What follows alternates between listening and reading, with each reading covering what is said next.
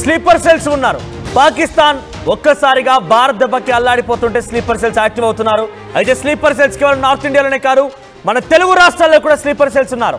మన తెలుగు రాష్ట్రాల్లో మారణహోమం సృష్టించాలి, ఇక్కడ మరణకాండ సృష్టించాలి, దాడులకు పాల్పడాలి, ప్రజల్ని భయభ్రాంతులకు గురి చేయాలనే ఉద్దేశంతో ఇక్కడ కూడా స్లీపర్ సెల్స్ యాక్టివ్ అవుతున్నారు. రెండు తెలుగు రాష్ట్రాల్లో ఉన్నటువంటి ఇద్దరు స్లీపర్ సెల్స్ ని ప్రస్తుతానికి మన పోలీసులు పట్టుకున్నారు. విజయనగరంలో ఉన్నటువంటి ఉగ్ర కుట్రని భగ్నం చేశారు పోలీసులు. అయితే దాన్ని ఛేదించేటి క్రమంలో నిందితులకి 14 రోజుల రిమాండ్ విధించారు. ప్రస్తుతం నిందితులు 14 రోజుల రిమాండ్లో ఉన్నారు. సిరాజ్ సమీర్ అనే వ్యక్తి సికింద్రాబాద్ వాసి, సిరాజ్ ఉర్ రెహమాన్ ఆయన విశాఖలో ఉండేవాడు. సో ఇద్దరు కూడా అక్కడి నుంచి సోషల్ మీడియా ద్వారా యాక్టివ్గా ఉండేవారు. ఒకసారి వీరిలా ఎటువంటి ప్రయత్నం చేస్తారనేది మీకు చెప్పే ప్రయత్నం చేస్తాను. సో ముందుగా పహల్గామ్ ఉగ్రదాడి ఘటన తర్వాత వీళ్ళంతా కూడా రాడికల్స్ అంటూ ఉంటారు. అంటే వీళ్ళకి ఒక ట్రైనింగ్ కానీ, వీళ్ళకి ఒక అఫిలియేషన్తో, ఒక ఉగ్రవాద సంస్థతో అఫిలియేషన్ కానీ ఏది ఉండదు.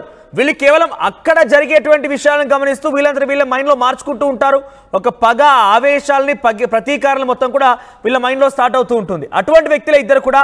సో ఇద్దరికి సౌదీ నుంచి ఒక మూడో వ్యక్తితో పరిచయం ఏర్పడింది. ఆ పరిచయం కాస్త సోషల్ మీడియా పరిచయం కాస్త ఇటువంటి లైక్ మైండెడ్, మన సినిమాలో చూసాం కదా, బహుశా కొన్ని మన తెలుగులో వచ్చే సినిమాల్లో కూడా ఇటు భారత్ పాక్ యుద్ధం కానివ్వండి, ఆర్మీ పర్సన్కి సంబంధించినటువంటి సినిమాలు, ముఖ్యంగా అడ్విషేస్ లాంటి సినిమాలు ఏదో చూసాను నేను.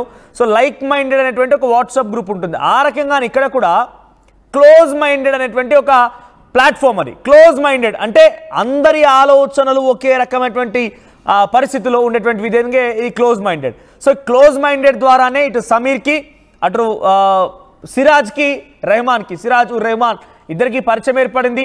ఈ పరిచయంతో సౌదీ నుంచి వచ్చిన వ్యక్తి, మూడో వ్యక్తి పరిచయం ఏర్పడింది.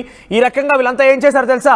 మన దగ్గరే ఉంటూ, మన దగ్గరే తిండి తింటూ, ఇక్కడే బతుకుతూ, నిజంగా వీళ్ళ గురించి చెప్పాలంటే డెఫినెట్గా ఒక చాలా దుర్మార్గులు, చాలా నీచాతి నీచులు వీళ్ళంతా కూడా.